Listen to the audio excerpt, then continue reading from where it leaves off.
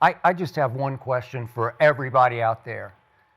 Do you remember when everybody said my Dallas Cowboys had no chance without Micah Parsons? Dead and buried without Micah Parsons. And without Micah Parsons, we just, as you pointed out, beat last year's 2 Super Bowl teams back-to-back in 4 days. And I remind you that we did, once upon a time, earlier this year, score 40 points on Green Bay with Micah playing all the way.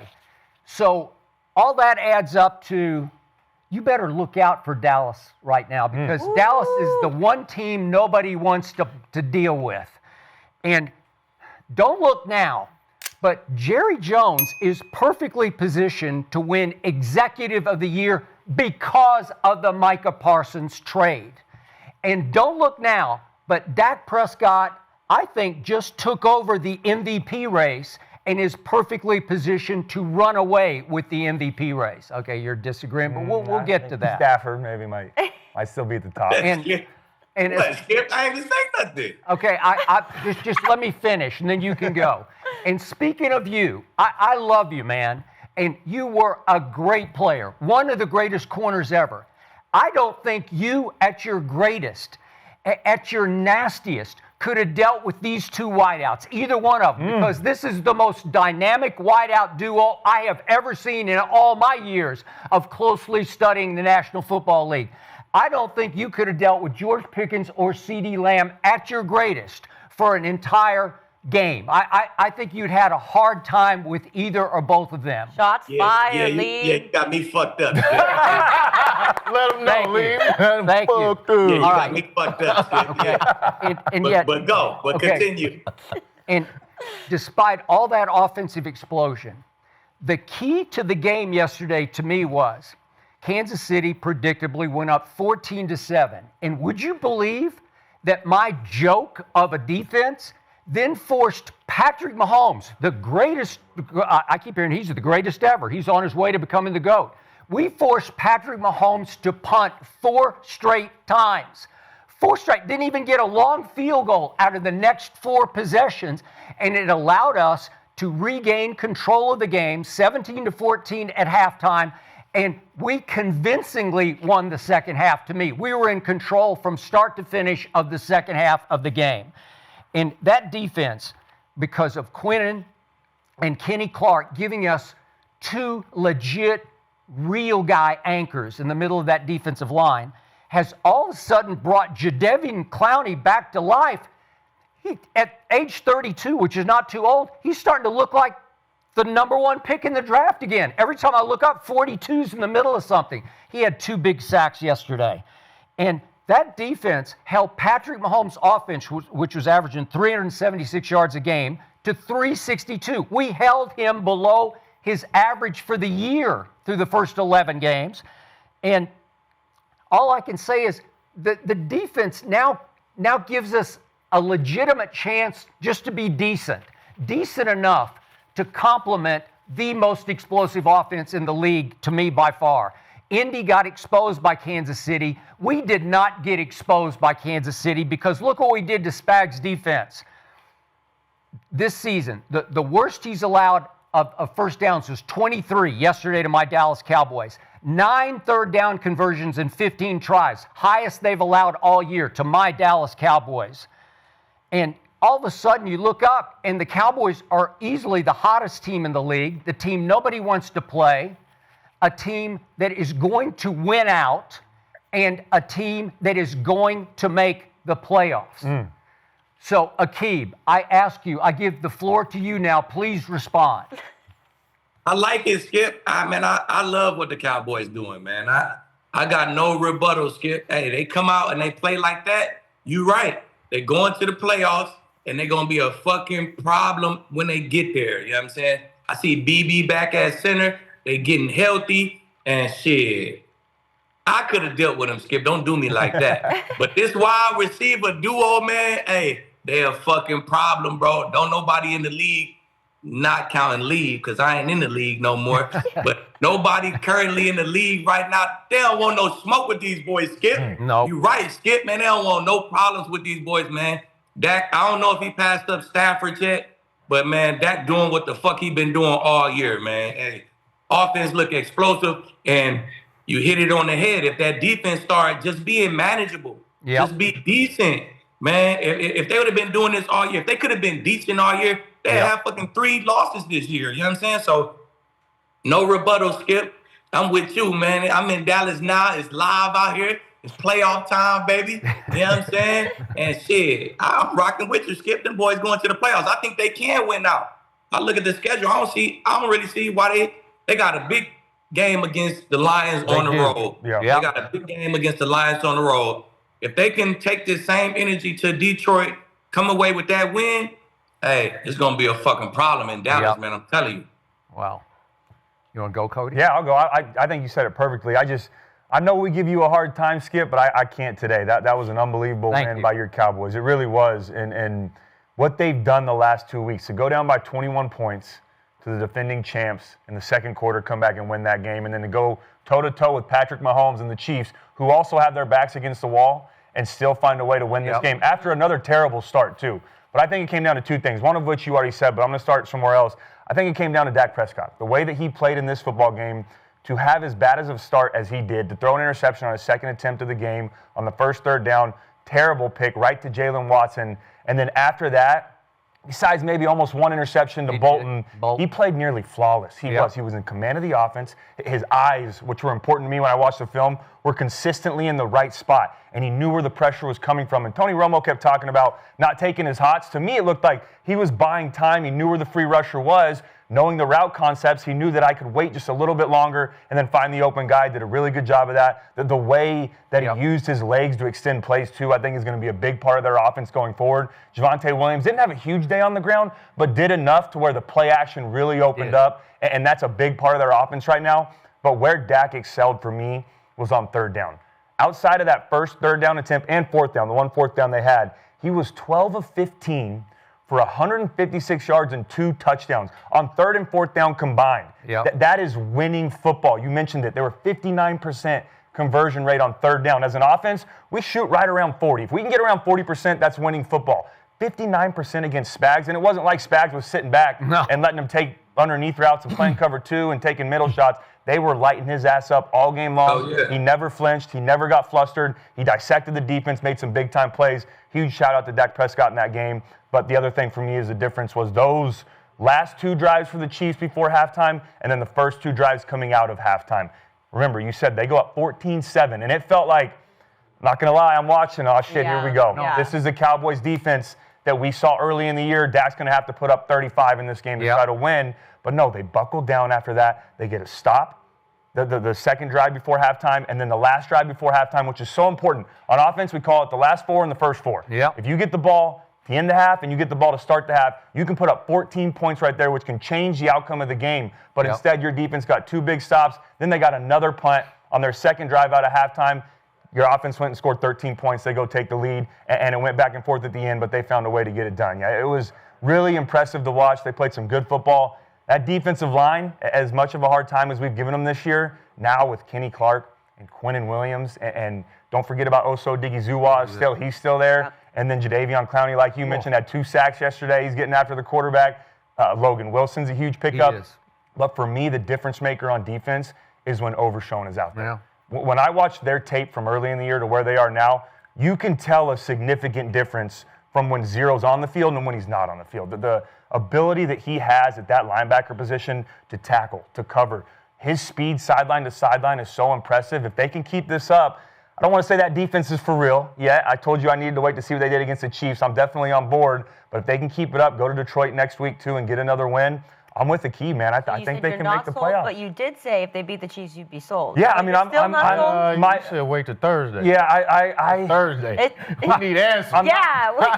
You did tell us. This is going to be telling. I'll say this. I think secondary-wise, it's tough, man. No, you know what? I'm in, Skip. I'm in. I'm sold. Cody's in. I know it's different personnel, but I flash back to giving 40 up to the Packers, to the way they played against the Bears, to the way they played the Panthers.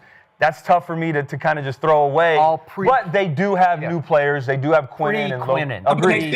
They still gave up 28 now. That's why you know what? But hey, is just we could give 28 up every game and win. You know what I'm saying? It's better. It's better, but it still is 28 points now. Yeah, they got 20 up to Pat Mahomes, so you gotta take that into account too. But early, I was a little nervous myself, but then I had to think, like, hold up. Dallas has really become a second half team.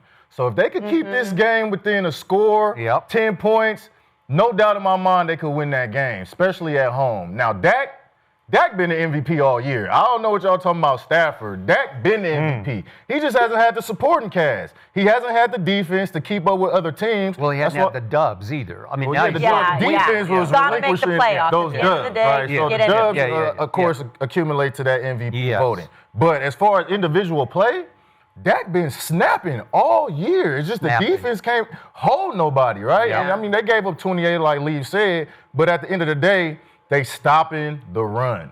And when you can stop the run and you can run the ball, man, you can stay in the game. And all faith in Dak, all faith in that receiving core. CeeDee came out, no drops. No drops, so that was, I'm playing with CeeDee, man. Hey, man, I love CeeDee. But look, in them big games against the Eagles, he was dropping the ball. Let's just keep it a buck. I think he's just allergic to the Eagles. He struggles versus the Eagles. That's what I said. Most of them 7 came against the Eagles. So I act like this man a rookie or something, and this is year 1 playing against the Eagles. This nigga been killing the Eagles for years. What we We're not talking about years. We talking about this year. So we got the drops. Let's get past it. He didn't have no drops. No. They won the game. Dak's still MVP. They're going to make the playoffs. But they got a home run threat in the backfield. Malik Davis. Well, he had one. He's finding a seam, and he's making big plays, man. And he don't got to rush the ball all day long. But he's a counter to Williams. And that's what they need. You need that pounder that's going to hit and hit and hit and hit, and you got that home run threat. He's got a little burst. Man, he got some burst, man. He made guys miss. Safety miss. He that 4-3 looking nice, man. It's hard to make 4-3 look nice. I know that for a fact. You know what I'm saying? But once you do that, man, I'm all for the Cowboys. They're going to make this playoffs. And if that secondary could button it up just a little bit. That's just button it up a little bit, man. We need more from Bland. Like, who? Trey will be back. When is Diggs back? Do you want Diggs back? I don't. Okay. Man, we got to have Diggs back. Hey, I understand on talent, but he never bought into Eber fraud, as we used to call him. Now I'm back. I'm going to call him by his real. He's Eber Flus. Oh, that's a big step. And Trevon, he's beat up. He's, as Coach Gruden has said a couple times, he's not the fastest guy. In this Savone Revel that they drafted in the 3rd round, he should have been a first-round pick, and he just got healthy off his knee reconstruction, and he played the whole way yesterday. I'm telling you, he is really good, really solid. He was giving Mahomes trouble yesterday. Mahomes had trouble finding somebody because between him and Bland, I think they do a better job than Trevon Diggs has been doing. And I just don't know if Diggs' heart is in it. And maybe when he comes back, he'll sort of get with the program and everybody else come out of it. Yeah, like it'll lift him up. But I don't miss him. I didn't miss him yesterday. I don't know. Diggs is better than both corners they got playing right now, Skip. Stop that. Diggs better than both of them boys. He make more plays than them. He could play man coverage than them. He could play zone coverage better than them. He wasn't healthy just like Bro wasn't healthy. Yeah. You know what I'm saying? Now he got his 4 weeks to get healthy. Come on now, Skip, man. If they don't got Diggs, they ain't gonna win no chip. Put it like that. Okay, you ain't gonna win no playoff games with that young bull out there. Put it like that. Because we finna get to the Chiefs, but a big reason why they folded like they did is because of drops, not because of coverage. It was a lot of drops that Patrick was hitting boys in their chest, and they was dropping them rocks. Had a couple. It was a few. Yeah. All right, let's go back to the first of the game, and you mentioned it, Cody. Yeah. So I'll be the first to admit I did not love the way the game started, and I was like, don't tell me we're going to do this again, because right away Dak, he holds it a little too long. The blitzer, the Hicks kid, hits him in the face, and it just popped up in the air a little bit, and Watson picks it, and I'm like, okay, at least let's hold him to 3. And 2 plays later, they have a complete bust, and Rashee Rice goes up the left sideline for 2 RPOs too. Yeah, just bang, bang, elementary both stuff. of them. Bam, bam. And I said, like, oh shoot. Oh my God, this looks like the bad old days. So it's 7-0, And what do we do on our first, the next answer drive? We get to 3rd and 9 and then 3rd and 10. And I told you guys what day was it? Well, I'm losing track of the days. Tuesday. Yeah. Okay, I told you Tuesday that because CD dropped the balls against the Eagles, that Coach Spags is just going to say, you know what? He's going to go Belichick, and he's going to say, I am taking George Pickens away. You cannot have George Pickens. Let's see, CD, if you can beat your demons. Let's see if you can do it by yourself. So they left him and single on McDuffie, and right away on 3rd and 9 and 3rd and 10, Dak goes right to CD, who snatches both of them with confidence and swagger and arrogance, the vintage CD, and he's stirring the pot. And I said, that's what I wanted to see. Yeah. That's what I thought I would see. And to Kenzie's point, I think the Eagles are just in his head. I don't know why, but it's just the Eagles. And it's just this year, to your point. It was just those 2 games. So you got your CD jersey on today. That's You're why. repping. Okay, I've called him the best receiver in football because I can just show you the numbers over the last 3 years, not this year. The last 3 years, his numbers are at the top of the league in all categories. So if you get him back playing CD football, and then by the second half, Coach Spags is saying, I may want to switch this up a little bit, and all of a sudden Pickens starts getting single coverage, then it's Pickens' turn. Yep. And I'm saying, damn, how do you stop both of them? Because what Pickens is shocking me with is his run after catch is way better than I thought it was, because I always looked at him in Pittsburgh as just a deep ball receiver who would just go up and high point the deep ball. But my God, he is just spinning out of every Saquon catch. Barkley. Yeah, and yeah, he went Saquon, and it was over McDuffie. Yeah. He hurdled McDuffie. That's about 5'8". And my God, and yet 5'8" and struggling. no, I got it. I got it. But then finally Pickens tried to do too much on a late 3rd down, and I got to give this little man some credit because little Turpin comes out of nowhere and falls on a loose football that saved the final field goal. Because if you don't have the final field goal, it's a dicey game, right? But we had the edge with the 3 that Turpin saved by falling on a loose ball just because he didn't give up on the play. And he's still... Turpin's going to kill somebody some game. He's going to get loose. They need to find ways to keep getting him but the football. They tried the little jet sweep to him early. Yeah, I know. They do. They need to keep just that. focus on what got him here. What got you paid? Why did they sign you and want to give you the ball more offense? Yeah. The returns, bro. Focus on that shit. That shit going to win you a game. To me, that's what he's not doing. Yeah, I Get agree. back to being our return specialist, and that's going to win you a game, period. You know, I'm with you on all the kickoffs and the punts, especially the kickoffs. He tiptoes. You know, he just starts tiptoeing, kind of looking for a crease. Yep. And if there's not one, he just folds and shuts it down. But on kickoff return, to me, you have to hit it hard. Like hit it as hard as you can hit it, full speed, and hope for a crease. But I think a big thing on And that, that's what he's Skip, been doing. But it's the new kickoff rules. I think guys are learning now. It's not the same as where everyone's running down the field. I mean, the return last year against the Commanders. I mean, he gets guys out of position, drops the ball, hits a spin move, finds a crease, he goes. This one is more of you got all 10 guys up, lined up, blocking.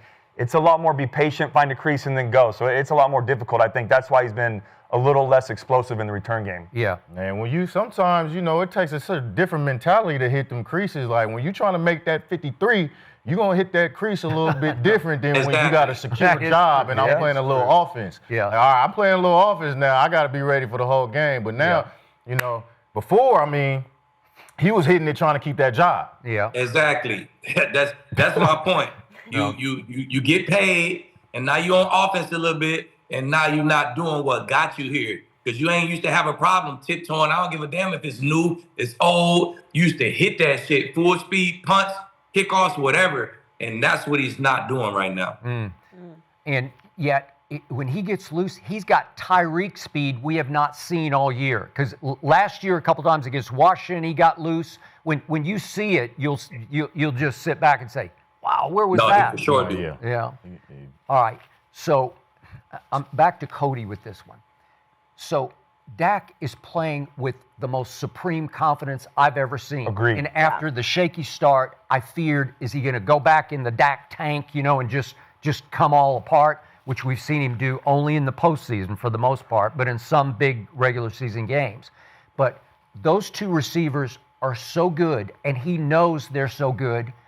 He is throwing it. He is cutting loose with such confidence that I used to think that the quarterback made the receiver, just completely all quarterback. But in this case, not that he wasn't always very good, but they are making him the MVP because he just knows if he makes the right choice, because it's pretty simple. You pick your poison on defense. It's one or the other. Yeah. Who you going to double? It's hard to double both of them, or Jake Ferguson is the don't obvious. forget about Ferguson in the middle, too. Right? And yet, he just, on the slants, the quick outs, it's just money. Mm-hmm. And he just cuts loose, and it makes the offensive line better because you don't have to hold your blocks that long with those two because they're both run after catch, just demons, both of them. So if you get it to them quickly, good to great things are going to happen. And I have never seen Dak, and I watched him closely from day one, 4th round pick out of Mississippi State. And I have never seen him throw the football like this. Remember, Zeke Elliott helped make Dak, especially in those first couple of years.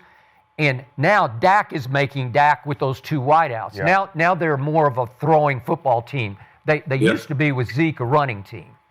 Yeah, and that's those anticipatory throws. Yeah. When you're confident as a quarterback, when I know a quarterback's in rhythm and he's confident in himself, he's throwing guys open. He's letting the ball go before they're out of their breaks. But you can't do that if you don't trust that your guys are going to win every single time. And I'm with you, Skip. You have two very talented receivers, and then Jake Ferguson, too.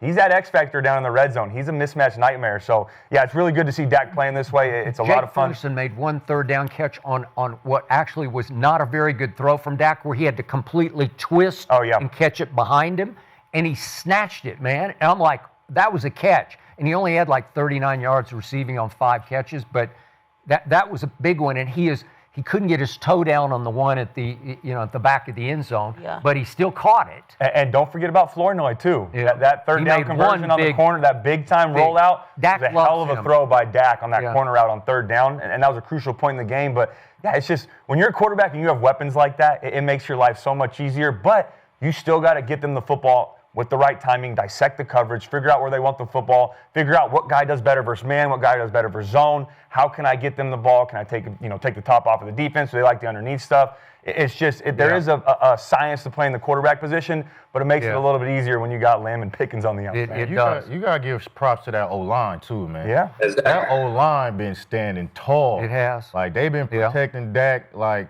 Secret Service, like straight up. He's not getting any pressure to him. And that's allowing them just to find Pickens and CeeDee, right? He just dropped back. I said find 3 early. Now, their timing was a little off early, and it kind of worried me. Like, why are they timing off early on the out to Pickens on the sideline? Yeah. And then the ball, even though it was in the sunlight, it was still a little short ball. But that offensive line and against the run, too, hey, they the MVP as well. Yeah. Hey, Aqib, can you remember a defense that got revamped and revitalized on the fly like this defense has, that went from joke to respectable? No, it's definitely impressive. I don't know if I can skip. It's definitely not off the top of my head, but I completely counted these boys out. I'm like, bro, y'all need a whole year, and shit, I was wrong. Y'all could turn this thing around right now. It's looking a lot better. It's looking a ton better, and it got a lot to do with the pressure up the middle, and he demanded a double team, so now the edges is one-on-one, and it's just all rolling downhill, man. It's adding up. You get them different linebackers in there, man, put some speed at them backers who can cover, and I think he is playing more man coverage. He stopped playing cover 2 and cover 4 early downs every play. So it is more man coverage. That's a test to Diggs, who had enough nuts to go in there and tell him, like, hey, bro, me and Bland and all our corners, we can play man. Yeah. And that's an attest to Diggs, because he the one who went and told them. But they are playing more man coverage, man. They blitzing more, and it's a total 360 for real, Skip. I don't know if I ever seen that, anything like that. Right. Not off the top of my head. I really have to do some research and shit. Yeah, which brings me to my all-time favorite player, Micah Parsons, no longer a Dallas Cowboy. I'm going to say it again. We'll talk about later. We will, but I just want to get this out there. I don't miss Micah Parsons. And I said it a few minutes ago. I think Jerry Jones has a real shot at being the executive of the year for all the moves he made, but they all swirl around trading Micah because the trade of Micah gave him the ammo to go get Quinnen Williams. So we traded one of those first for Quinnen, and we got Kenny Clark already. So now you got two real guys in the middle of the defense, two anchors and leaders, like guys who have been there and done all that before. And then you still have a first-round pick left from the trade in this next draft. You got Green Bay's first. And again, it's going to be probably at the bottom of the first round, but you still have that to play with. And you did go get Logan Wilson, who is calling all your signals on defense now. And I'm not saying he's a great player, but he just knows how to play. And he's looking like that guy who helped get Cincinnati to the Super Bowl. He's looking like that guy because he's around the ball. He just has a nose for the ball. And again, I'm not saying he's a game wrecker. He's just a bit of a difference maker that we didn't have before. Remember they kept trying to play that Jack Sanborn from the Bears that Eberflus loved? Yeah. He's no good. Logan Wilson's 10 times better than he is. So, Skip, you actually like Jerry Jones right now? Yeah, I love Jerry Jones right now because... Wow, you've come a long way on that. Okay, but just remember all the big little moves. I mean, he went and got George Pickens. I mean, again, because Coach Tomlin said more trouble than he's worth. I'm done with him. But for a third-round pick to get a guy who I immediately tweeted, he will change our life.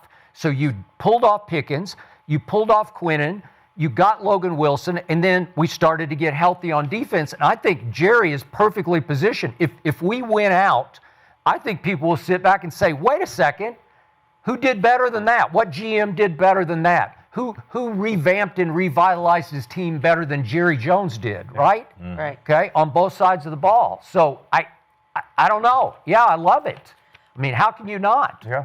Skip, I think you've successfully turned the arena into a Cowboys fan club. Does that make you feel good? Because we're all rooting for the Cowboys now. I've been a Cowboys fan. Yeah. No, you haven't. So you say. I just thought the defense was just shitty as hell. You can't win with no shitty defense like that. Yeah. You know what I'm saying? Hey, true. But he sold Cody this week. Cody was not sold. I'm sold. I'm in. Yeah. I'm in. Sold I'm with the Keeb. The back end, I'm still a little hesitant, but that front seven's playing some damn good football, Skip. I'm in. I'm in on your defense. Okay, but both the safeties got healthy. So, and I'm not saying they're great. They're not you. No. It's Malik Hooker and Donovan Wilson, but they're just veteran guys, and they will hit you. Both of them will hit you. And I control it. Yeah. You need your quarterback on that back end. You got to have somebody back there who knows how to play football. And they're not Pro Bowlers, but they're just respectable. Yeah, they're good players. Physicality. Yeah. Physicality. Football at the end of the day.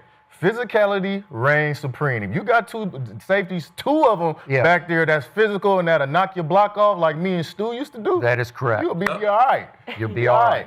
That is correct. And then you mentioned Overshown. He's just a game wrecker. Skip, he's so good, man. He's so fun to watch on film. Remember, he tore everything you can tear in your knee. And I've been watching him closely, and he's just now getting his legs underneath him where he's starting to trust, it works. I can actually push off. I can explode. And he hits you, man. They just play him like a monster where he's just, he's playing a hybrid safety line. He's always around the football, too. And you can tell, like, he plays like he's coming back from an injury in a good way to where I got shit to prove. He does. I don't want everyone to forget about who I am and what I can be in this league. He's a good football player. He's a difference maker on that defense. Wow. The chat is suggesting Bengals-Cowboys Super Bowl. Could you imagine? Would I love that? Could you imagine? Wait a minute. Things would get crazy in the NFL.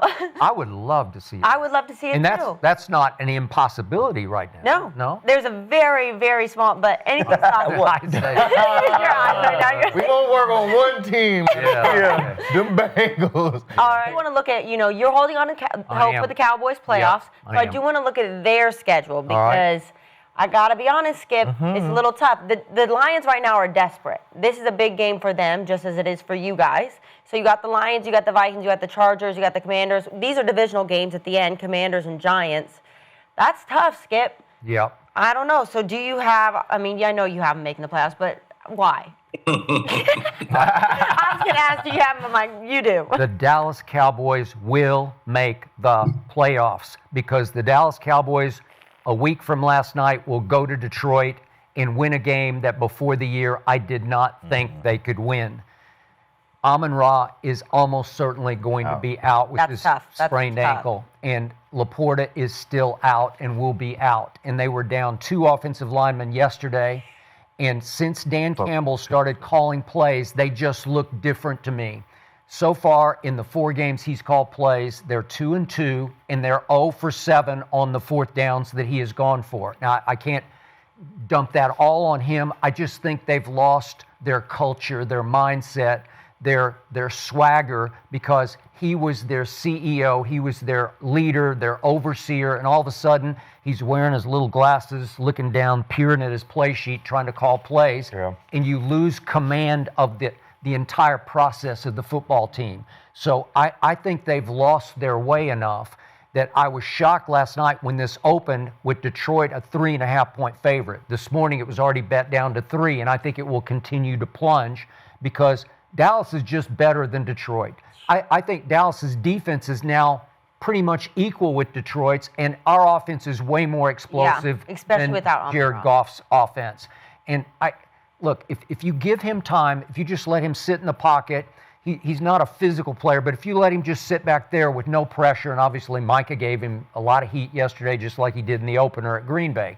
But if you let him sit, he'll pick you to pieces. Yeah. We'll get after him enough that I think we can force a couple turnovers there, and I just think we can win fairly handily at Detroit. And if we do, look out, because we can beat the Vikings and the Chargers at Jerry World. Yeah. And then we have to go, and they're dangerous games, because I think Jaden's going to be playing by then, but we have to go play our arch rival at Washington, and then we have to go play the Giants at the Giants. And these are not easy games, but we're just better than those teams. We dominated Jaden. He played for a little more than a half at Jerry World, but it was 44-22 on Washington because they got old right before your very eyes. So I can just, Jackson Dart will be back, and they'll be game, and they'll fight to the death, and it'll probably be a close game, but we'll win it. Yeah. And if we win out 11-5-1, I think that'll get in. But here's my final point. Do you have to win out? I'm not sure that the Eagles are going to run away with this division, and we got to get. Wait a minute. Wait a second. Wait a minute. Wait. I was in. Wait. They're making me nervous. Are you sure they're going to beat the Bears today? Are you sure after they're reeling and a little off balance over what happened, the collapse at Dallas?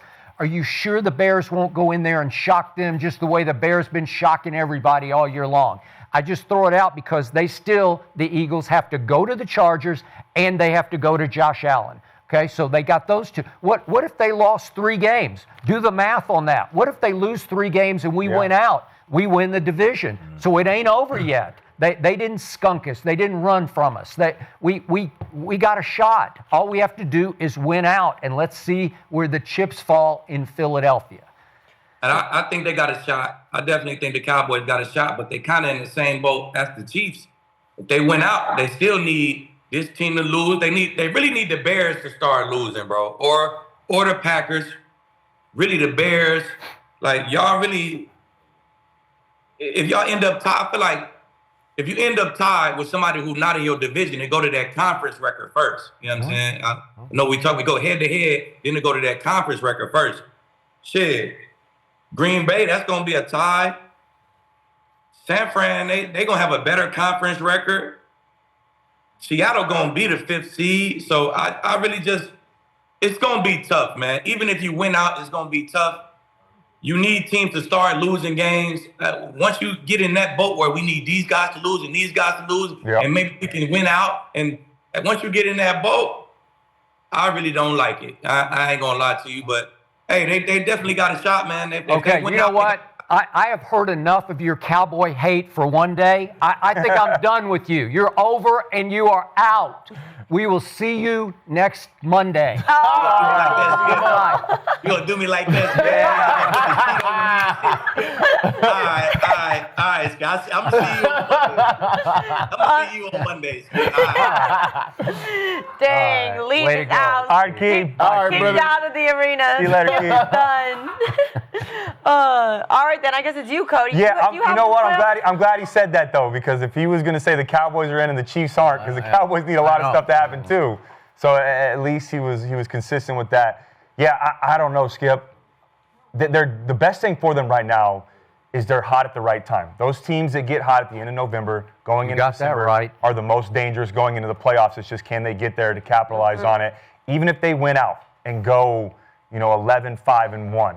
I like that. I think that'll give them a chance to get in. But you have every team ahead of them right now. Detroit is directly ahead of them. They're in the same boat with the Chiefs are and the Texans. So if they win this game, hang one on them. If they win this game, they'll jump ahead of them. They don't have to worry about it anymore. But the next 3 are Green Bay, San Francisco, and Seattle. They all have 8 wins. I'm going to throw Chicago in there too. I know they're 3rd right now in the playoff race, but they're right around that same spot as the wild card teams. I don't know what's going to happen in the NFC North, but if they can get to 11 wins and any of those teams also get to 11 wins besides the Packers and no one else ties, you're going to have the advantage, because that one tie, if everyone has 11 wins, you're going to get in ahead of the teams that are 11-6, because you're 11-5-1.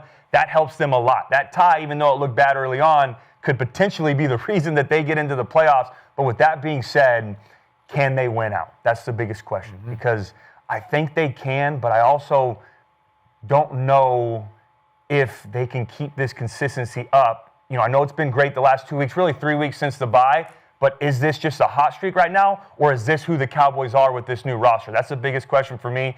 After they play Detroit next week, if they can go out on the road again, because remember, these last 2 games have been at home.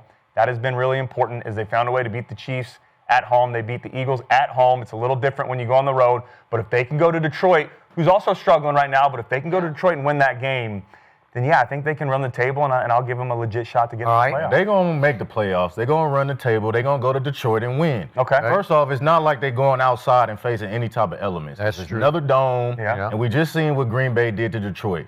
Detroit is depleted. They're playing man coverage all day. They are. They're missing their best safety, the O-line, and they're not running the ball as well as they were in the past. And like you said, there's too much responsibility on the head coach. He's calling plays, and he can't dictate responsibilities, motivate his guys. They look very bad. They had no adjustments against Green Bay, and I was very disappointed by Detroit. And if you think that Jordan Love is going to go out there and light up Detroit and Dak Prescott is not with those that's 2 a wide good point. receivers, Hey, you out your mind. Come on now. No, I'm going to keep it a give buck. Jordan Love Jordan Love his flowers. He could have easily thrown 2 picks yesterday. One on the crosser route where the DB was undercut the route. Oh, and that should have been a pick. The deep ball, he played the ball around, and the receiver turned inside and caught the ball. That should have been an easy turn to pick.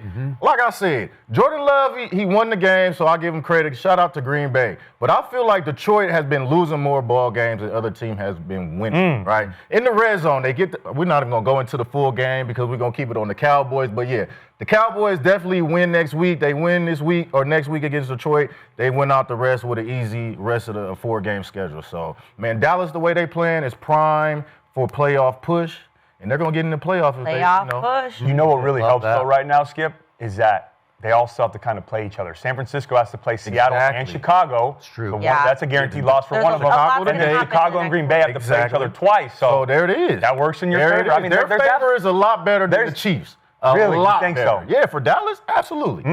Ooh. Let alone just the schedule, but the other teams having to beat up on the other team works in their favor a lot more than the Chiefs does. Yeah, Cody, there are a lot of L's out there still for all these teams. Yeah. It makes my head hurt to look at everybody's schedule.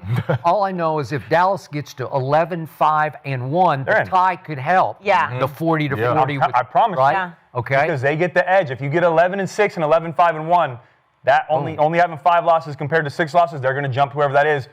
Obviously not Green Bay because you guys have a tie, so then they'll start looking at division, conference, all those other things. But yeah, that tie could ultimately be the reason you get into the playoffs, which is big. From 3-5-1 to 11-5. Ooh, impressive. Yeah. Very. Well, TJ, you talked a little bit about Jordan Love yesterday. Obviously, beat the Lions. The Lions are